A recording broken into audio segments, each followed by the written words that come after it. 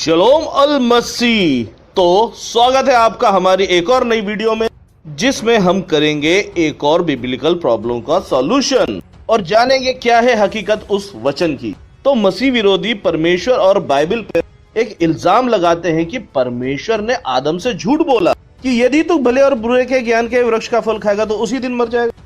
पर आदम तो 930 वर्ष जिया और उसके बाद मरा, यानी कि परमेश्वर ने आदम से झूठ बोला और शैतान ने सच बोला कि यदि तू इस फल को खाएगा तो मरेगा नहीं, तू परमेश्वर के तुल्य हो जाएगा। तो क्या सच में बिल्कुल ऐसा ही है? तो आइए पहले हम इस आयत को पढ़ते हैं और इसे जानने के लिए हम पढ़ेंगे उत्पत्ति अध्याय 2 आयत 15 से लेकर 17 तक। और यहाँ पे इस प्रकार से लिखा है, तब यहोवा परमेश्वर ने आदम को लेकर अदन की वाटिका में रख दिया कि वह उसमें काम करे और उसकी रक्षा करे। और यहोवा परमेश्वर ने आदम को आज्ञा दी कि तू वाटिका के सब वृक्षों के फल बिना खटके खा सकता है, पर भले या बुरे के ज्ञान का जो वृक्ष है उसका फल तू कभी ना खाना, क्योंकि जिस दिन तू उसे खाएगा उसी दिन अवश्य मर जाएगा। तो यहाँ पढ़कर हमें साफ साफ पता चलता है परमेश्वर ने कहा था कि जिस दिन तू उस वृक्ष का फल खाएगा उसी दिन तू मर जाएगा, और इस हिसाब से तो परमेश्वर झूठा ठहरा। आइए हम जानने की कोशिश करते हैं कि क्या है हकीकत और कहां से शुरू होती है कंट्रोवर्सी। तो सारी बातों को प्रभु के हाथ में देते हैं और शुरू करते हैं आज की वीडियो।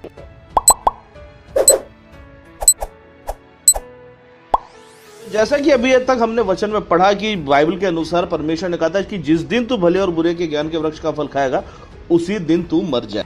हाँ, मैं जानता हूँ कि बहुत से विश्वासी बहन और भाई कहेंगे यहाँ पे आत्मिक मृत्यु की बात हो रही है, शारीरिक मृत्यु की बात नहीं हो रही। मैं आप लोगों की बात से पूरी तरीके से सहमत हूँ, पर मसीह विरोधी इस बात को नहीं मानते और वे लोग शारीरिक मृत्यु की ही बात करते हैं। अक्सर जवाब हमारे सामने ही होता है, हमारी नाक के नीचे ही होता है, पर हम उसे देख नहीं पाते, जिससे भ्रम पैदा होता है और यहीं से मसीह विरोधियों का खेल शुरू होता है। और यही तो शैतान चाहता है कि आप लोग भरमाए जाएं।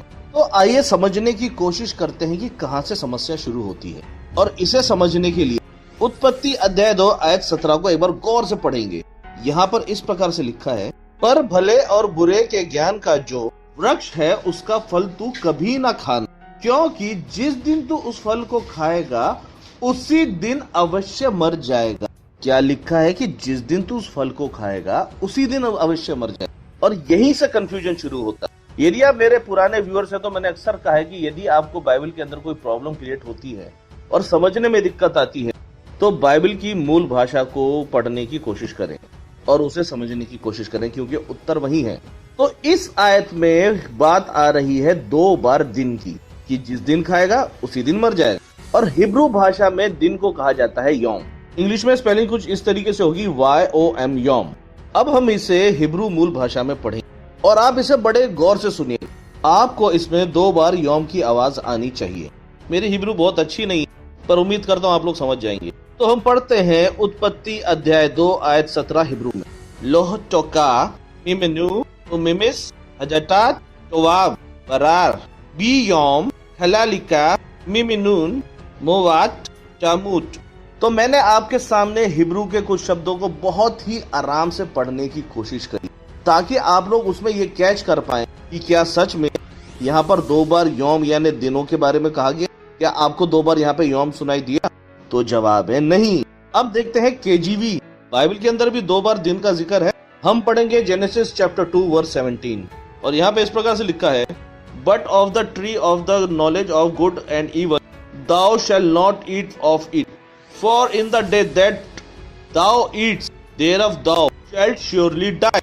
यानी कि जिस दिन तू भले और बुरे के ज्ञान के वृक्ष का फल खाएगा तू निश्चय मर जाएगा। इसको हम एक और सरल उदाहरण से समझते हैं। सिगरेट के पैकेट पे वार्निंग लिखी होती है, सिगरेट कॉजेस थ्रोट कैंसर, यानी कि सिगरेट पीने से गले का कैंसर होता है। अब यदि कोई व्यक्ति एक दिन सिगरेट पीता है उसे गले का कैंसर नहीं होता, 2 दिन सिगरेट पीता है उसे गले का कैंसर नहीं होता, क्या ये कह सकते हैं कि सिगरेट पैकेट पे लिखी हुई वार्निंग झूठ है? यहाँ पे ये वार्निंग फ्यूचर टेंस को रिप्रेजेंट करती है कि यदि आप भविष्य में भी सिगरेट पीते रहेंगे तो आपको कैंसर हो सकता है।